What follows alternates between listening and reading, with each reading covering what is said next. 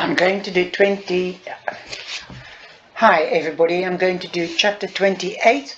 Maeve has cut her hand because she stuck it in the river and she got cut by cobs and she got a key. So let's get started with the chapter. I'll be doing chapter 28. I bandaged my hand alone in the upstairs bathroom, spraying it with antiseptic from the first aid kit that has been sitting on top of the mum's cupboard, or rather wardrobe, for donkey's years. The cops go in an old jewellery box. The keys are in my hoodie pocket. In my bookcase there's a collection of old refill pads and exercise books that Mum is always trying to get me to throw out. She says I should make more room for real books, to which I answer, Mum, what books? I haven't read a novel since the second, Harry Potter, when I decided that Ginny was too annoying and that I couldn't stomach reading about her any further. Lily always told me that there isn't that much of Ginny in the subsequent books, but I never bother regardless. Instead, I keep the bookcase as a shrine to memory. Here are jotters where me and Lily drew maps and plans, and rules for new civilizations.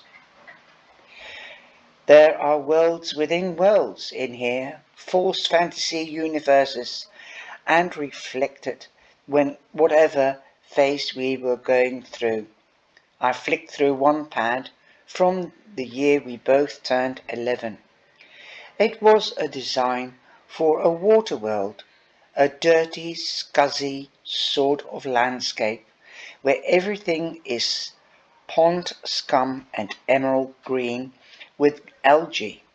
There are tadpoles and frog spawn, trout and mackerel, mullet, the worst fish of all, because according to everyone they feed on human waste, and there is writing drawn to the look like it's dripping out of a tap.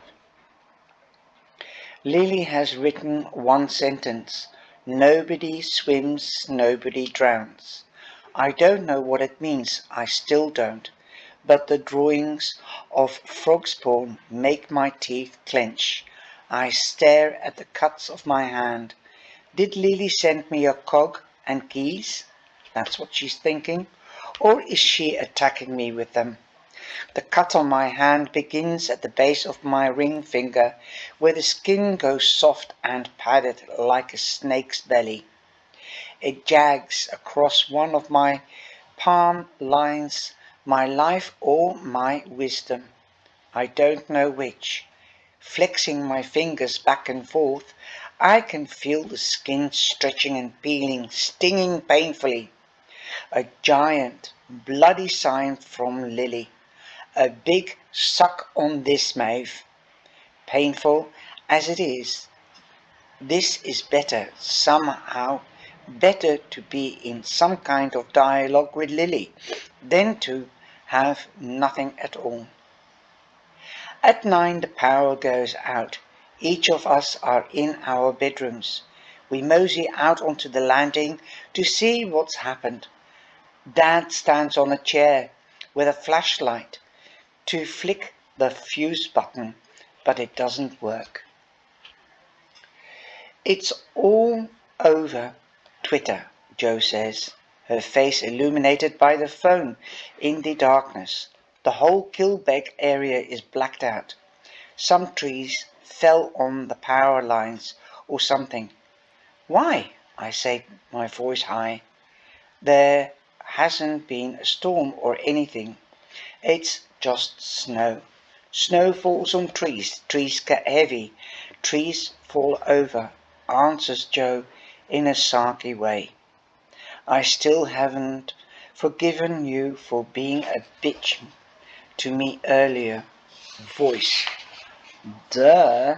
Well, This is a bit of an adventure, Dad says, trying to look whimsical. Will we crack out the candles? Ghost stories?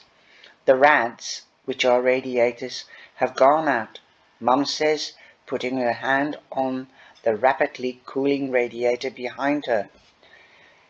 Well, we are going to need double blankets on everyone's beds, girls. I think it's best if you sleep together. What? For warmth. This house is going to be an icicle within the next hour. Mark my words. And it is. Even with 2 pairs of socks on, every step on the bathroom floor sends chill through my legs. When Joe and I refuse to sleep together, Mum insists to go to bed in a fur coat. Where the hell did you get that rotten old sheep's ass thing from? I asked, mortified. That ruse accusation that my family is rich was probably right. It was your great-granny's, and it's grey rabbit fur. I'll have you know. Why do you have a dead woman's coat?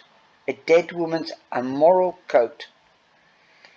I inherited when I was about your age. I could never throw it away. The poor old creature gave its life so she could stay warm. It feels like a crime to just bin it. She's uncharacteristically protective in this new-found Siberia. She sits next to my bed and lights 2 long white dining candles, both wrestled into wine bottles, salvaged from the recycling bin. Take one to the toilet with you if you need to go in the middle of the night, she says, settling them down on my nightstand. I leave the matches here. Thanks, Mum. I keep my hands folded inside the sleeve of the rabbit fur coat so she doesn't see the cut. Are you warm enough?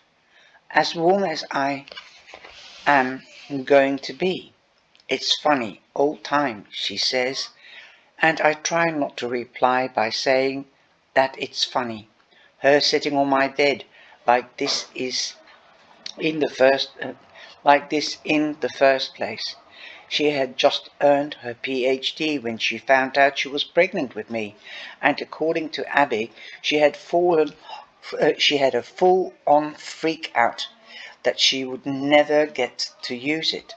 So she kicked her career into hyperdrive and sort of palmed me off on a mixture of childminders and siblings' supervision.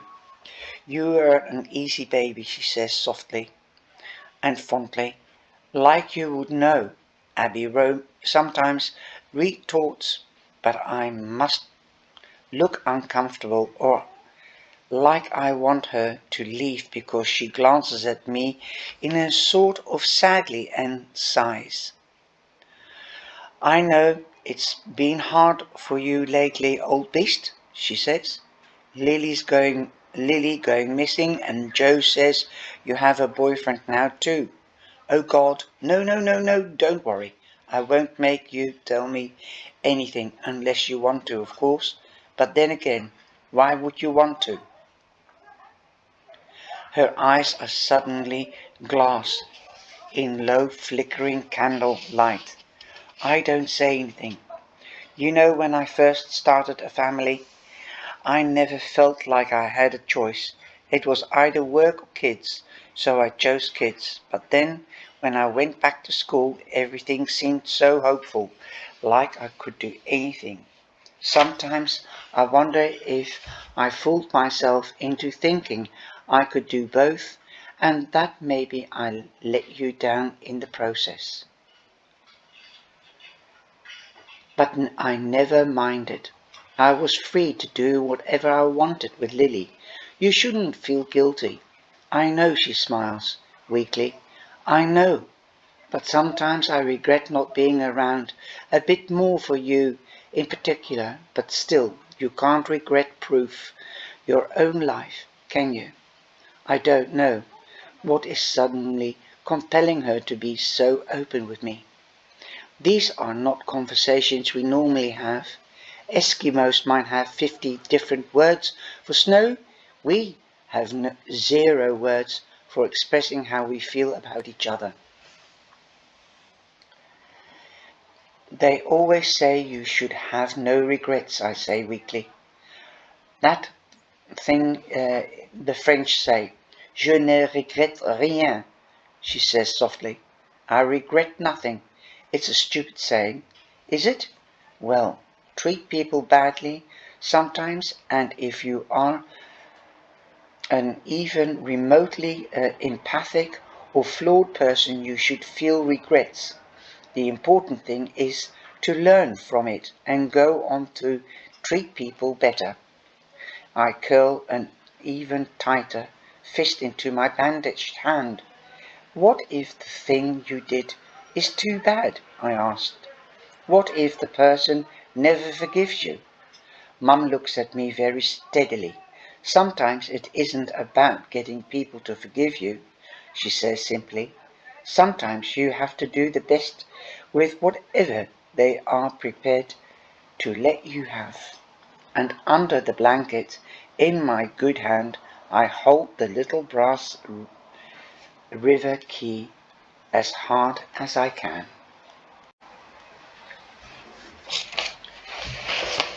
I fell asleep in the dead woman's coat, and I dream of nothing at all. I wake up in the middle of the night anyway, the words of the rhyme half falling out of my mouth. Snow to rain and rain to river, we won't be fooled again. River to sea and sea to sky. What's now will not be. The cut on my hand is open again. The bandage has disappeared. I bring a wine bottle, candle into the bathroom. Every part of my body shivering in the black cold house. I have taken for granted. I think of the amount of tiny red lights in any room, the orange square above the power button, the red cherry pimple light on the boiler and charging light on the electrical toothbrush, the little signs in the house that tell you everything is working the way it should. The water runs warm and brown for a few minutes, like the river water. This house is not working as it should be. I'm alone, like my house is a ship floating out to sea, and I'm the only survivor. I start reading the beginner's guide to spellcraft while sitting on the edge of the bathtub, my feet in 2 inches of warm water. Still white candles, the book states, are best for protection, peace, truth, and purity. I flick around. The book is big on candles and herbs, is particularly fond of phrases such as, like any you would find in your garden, or rather, rosemary has a strong female energy and is good for banishing negativity. Protection. Find it growing rogue in any garden. Chamomile is good for pleasant sleep, and now popular in many teas found in the supermarkets. I meant a rocky relationship. Cast a simple honey spell. Any honey will do. There's something peaceful about this cozy, motherly form of magic. I read the spells, which feel too complicated and little embarrassing, but after every one, Elwyn leaves the same footnote. Remember, she writes, magic is an art, as well as a science. Find the magic that feels true to you. I do not know what time it is when I go down to the kitchen. My phone went dead hours ago, and the only clock in the house is the now dark oven display. My wine bottle candle has almost burnt down, so I grab a handful of fresh ones from the pull-out cupboard below where the cutlery is kept. In the cupboard with the dry foods, there are spice jars in the fridge there is honey. I pull stuff at random and desperately chuck them into one of the million canvas tote bags that Mum is always bringing home from the academic conferences. Back in the upstairs bathroom, I shake rosemary, sage, and a teaspoon of honey into the bath. Stare arise for protection against bad dreams. A basil leaf to ward off evil. Spirits. I add them wildly, desperately, until the tub is thick with herbs and the bath water has cooled down so much it is almost ice. What now? Do I get in the bath? I close my eyes and try to follow some sort of instinct. Magic is an art as well as a science. No, you never hear of witches getting into the cauldrons? I look in the book and find instructions for protection circle. It tells me to mark each side with a candle, yellow for air in the east, red for fire in the south, blue for water in the west, green for earth in the north. I only have white ones. Instead, I take a red lipstick for fire, a yellow shower gel bottle for air, and blue toothbrush for water, and green sheet mask packet for earth. The whole thing looks crazy, but it's too late for caring about it now. I soak both towels in the water, wind them into ropes, and make a circle on the floor. I sit in the middle of the circle, and from my tote bag pull out the knife and the candle. I start yankingly carving into the pure white stick, the wax gathering in heaps like neatly peeled chocolate. It is not a pretty process, but slowly the letters start to form, like the 4-year-old taking her first stab at writing. I methodically butchering the candle slowly, without grace. Dig/carve L. She was left-handed. She was left-handed, but she taught herself how to use the right. L. She was left-handed, but she taught herself how to write with her right. She thought she would need it someday. Y. She was left-handed, but she taught herself how to write with her right. She thought she would never need it someday, and maybe now she does. I move down the candle. I start again, smoother this time. L. She was my best friend. She was my best friend, and I betrayed her. L. She was my best friend, and I betrayed her, and now she's getting her revenge on the city. Y. She was my best friend, and I lost her, and now I'm getting my revenge on the city. So she spelled Lily. When I'm run out of candle space, I tuck thick curly hairs from my scalp, wrenching them at the roots where they hurt most. Good, pain is good, sacrifice is good. Wrapping each head tightly around the candle, whispering in my made-up chant as I go. I try to copy the shopkeeper in the divination, the New Age shop of course, making it rhyme so it's easier to remember and less clunky to say. Retrieve Lily, protect Maeve, forgive a friend her life to save. Retrieve Lily, protect Maeve, forgive a friend her life to save. I go on and on like this, wrapping the burning, carving and chanting until I hear birds waking up.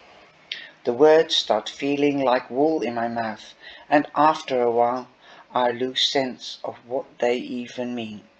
Forgive who? Save whose life exactly? At some point I must fall asleep. And I think that should be, I must have fallen asleep. I wake up before anyone finds me, lying in the middle of my protection circle, huddled in a ball in my great-grandmother's rabbit fur coat. A drop of water falls on my head, then another, and another. Water is leaking through the old roof of our house, falling through the ceiling tiles onto the floor. The snow is melting. Wow. So I wonder what's going to happen in the next. I'll see you there.